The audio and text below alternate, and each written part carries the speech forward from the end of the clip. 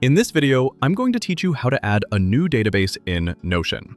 Notion is an incredibly powerful and flexible workspace, and understanding how to create and manage databases is key to unlocking its full potential for organizing projects, tasks, notes, and virtually anything else you can imagine. If you've been wanting to bring more structure to your Notion pages, you've come to the right place. So let's dive right in and get your new database set up. Step 1. Open your Notion workspace. First things first, open up your Notion workspace. Once you're logged in, direct your attention to the left-hand sidebar.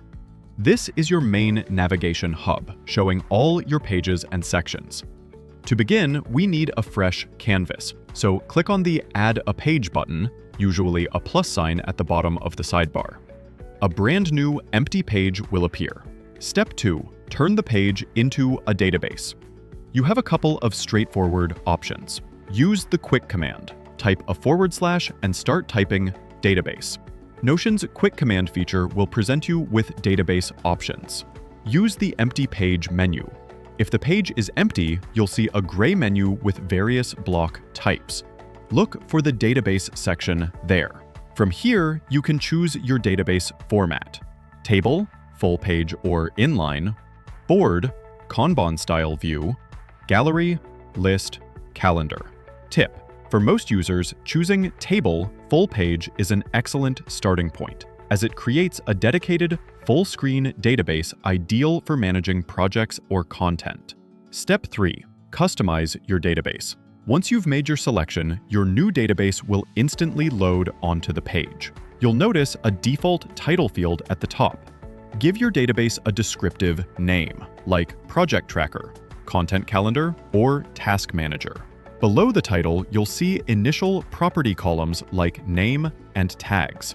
Click on these to rename them, change their property type, e.g. text, date, select, multi-select, person, URL, delete unnecessary columns.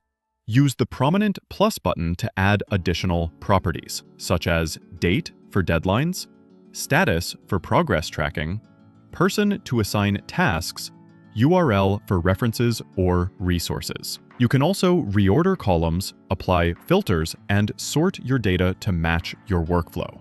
Pro tips: use templates within the database to quickly duplicate rows with pre-filled properties for repetitive tasks.